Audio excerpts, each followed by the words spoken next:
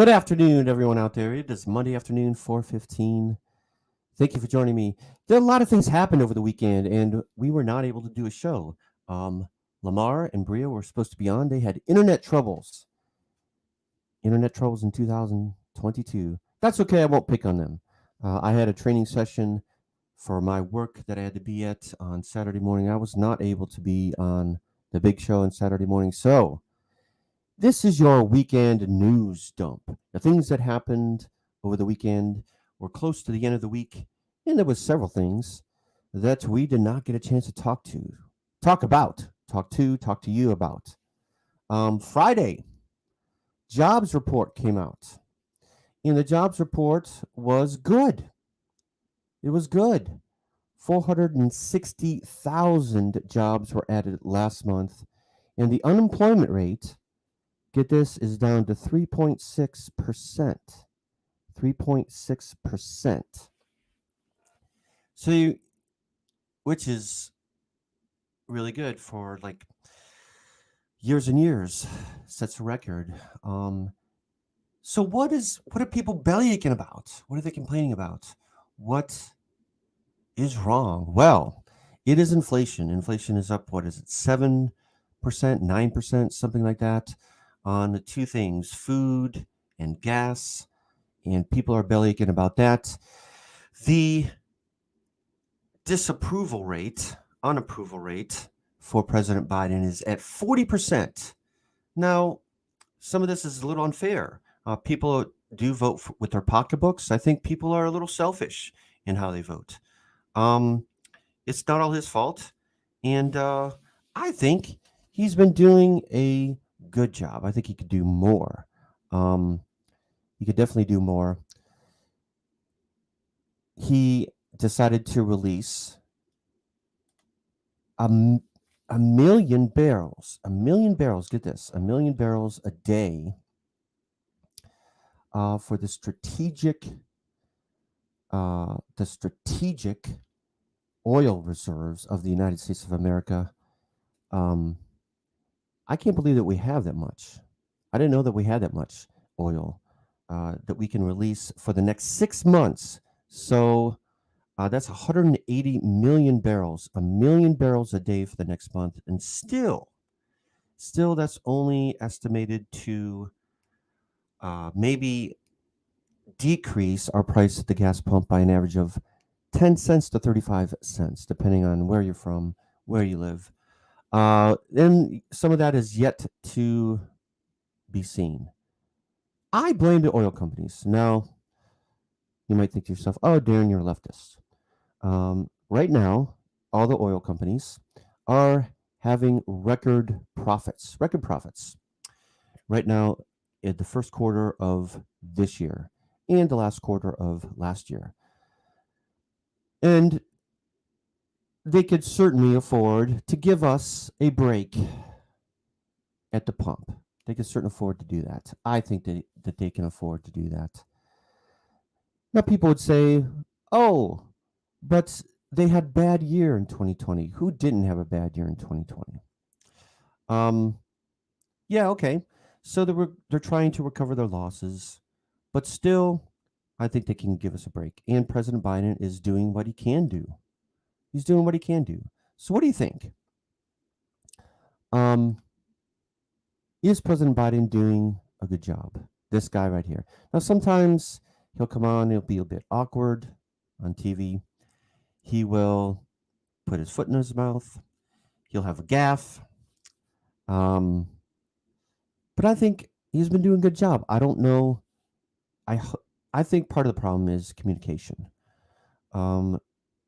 Still to this day, 2 years after the fact, well, I should say 1 year after the fact, President Trump dominates the headlines, and President Biden has not gotten his message out.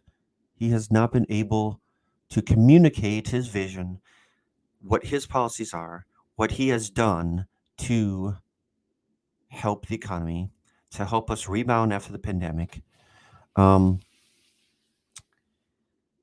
We're going to talk more about the immigration policy that they did away with, the Title 42 that the so-called stay in Mexico policy finally was rescinded. Finally rescinded. Some of that had to do with COVID numbers going down, but I want to talk about that later in the week. So that happened over the weekend. The Title 42 going away. Yet more news, right? Then we had this news about Amazon. Amazon in Staten Island, who made news several years ago when they opened, and AOC had a lot of comments about, unionized. Some 8,300 employees that work there at the distribution center in Staten Island have unionized, and I support them 100%. We should. Oh, that's the wrong image. Wrong image, Darren. Not there yet. We should support them. I don't understand why this country doesn't like unions as much. We used to have more unions. Unions help middle class and lower class workers, lower middle class workers. They help you get started. They help job retention. They help with benefits. Why wouldn't you like unions? And the reason why we don't have the unions that we used to and the unions that we should is corporations and the corporate power who tries to bully their employees not to unionize. So I support them 1,000% that they were able to unionize. Good for them, and keep up the fight. Friday, the House voted. The House has been busy. The House did two things actually last week. One of them was to legalize weed.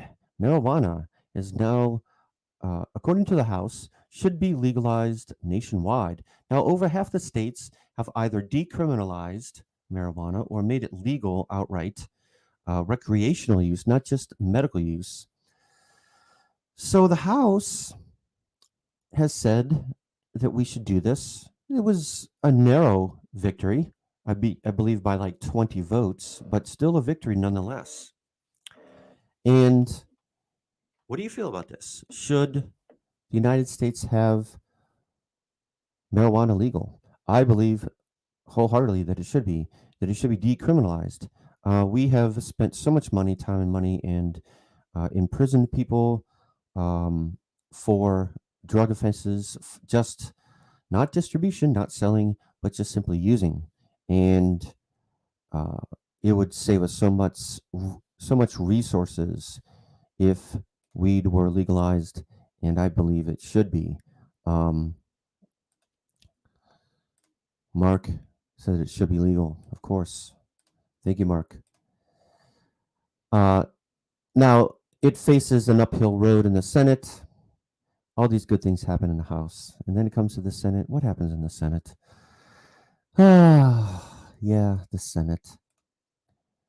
The House this week heard hearings on Medicare for All. Katie Porter once again made a name for herself as she was detailing the relative lessened overhead cost of Medicare for All and how it would pass on the savings to us, to the system, to the patients. It would reduce the overall cost of healthcare and provide more coverage for more people. It cost $3 for every $100 spent into the Medicare system for overhead, for administrative cost, whereas private insurance, it costs 17. Just think what could be done with that extra 12, 13% of the cost that is not spent on paperwork, that's not spent on billions of dollars on advertising. How much could we save every year? Well, according to Congress, 200 billion. That's a lot of money. We should definitely be on a Medicare for All system. That would be the best for this country, I believe, and the best for more people. We can still have private insurance if you want to pay for it, but the baseline would be Medicare for All. Why not? Why can't we do this? Every other civilized country in this globe of ours, mostly industrialized, has had some kind of nationalized healthcare. Why can't we do it? Why can't we do it? Why can't we do it here? United States of America. Are we free? Who knows? We also had this weekend, last week, Governor DeSantis. This guy here, surrounded by children, signs into law the Parental Rights Act, which so-called is supposed to protect children, supposed to support parents, support parental choice in primary grades up to third grade, so that they don't have to be indoctrinated to the agenda of LGBTQ folks, which, of course, there is no agenda. There is no indoctrination. We indoctrinate our kids in all kinds of ways. We socialize our kids in all kinds of ways to be straight, to be fill in the blank, all kinds of things. And yet, we can't talk about how someone might have two dads, two moms. Somebody might be trans. Can't talk about it. Can't mention it. One of the objections is that we shouldn't subject children to sexual discussions. But again, this isn't a sexual discussion. This isn't about how sex works. This isn't about procreation even. This is about reality and what exists out there in the world. Are we going to and one of the main objections to the law is that it's vague. It's vague. The law is purposely left vague so that it can have a broad reach. And we're going to see all kinds of messy things coming out of Florida. Already, people have sued against the law. I am wholeheartedly against this. I think it's abhorrent. I think it's terrible. As soon as gay rights make any strides in this country, there is a backlash. And we are seeing the backlash in the last few years against trans folks. There is no agenda, folks. It is, and it's not about sex. It's not about who can procreate. It's about what exists out there in reality, and can we talk about it, which we should be able to talk about it. And it's simply affirming families how they are. And it's a step backwards. Finally, and I don't have a picture of this because I want us to be able to not be taken down from social media. The Russians are retreating, I guess, sort of, maybe. At least that's what some reports say. They have retreated from around sections in Kyiv. One such area, it's called Basha, where, or Bucha, help me out if I'm pronouncing that wrong. Bucha, it's a suburb of Kyiv. There were horrific pictures of people who had been executed, shot in the head while their hands were bound behind them. If you saw any news reports at that, there was always a disclaimer. What we're going to show could be disturbing, and it was disturbing. Terrible, terrible stuff that was uncovered as the Russians have retreated. Absolutely, Putin should be held up on war crimes. This is obscene. You know, and this whole thing has been like a 3-year-old having a tantrum that makes absolutely no sense. First of all, they were going to go in and liberate the eastern provinces, and then they decide to invade the entire country, right? Trying to take the capital, obviously trying to decapitate the leadership of Ukraine. They're attacking the coast in the south of the Black Sea. They launched missiles into Lviv. How does that make sense? They're not going to take Lviv. They had no troop presence there. They're just launching missiles here and there. They're hitting hospitals, schools, apartment buildings, whatever, willy-nilly. A total lack of preparation. They're not even telling their troops where they are, where they're going. They don't have enough food for them. They get stuck in the mud. Then they have to retreat. And now they're saying, oh, well, we've achieved our goals, which were to try and secure these eastern provinces. Yeah, we see right through that. And I don't know what they're talking about in Russia. I suppose we could go tune in and find out exactly what they're talking about in Russia. But supposedly people are being brainwashed over there and to believe the state TV. And it's just sad. It truly is sad. Um, should we be scared of Russia? I don't know. Not so much anymore.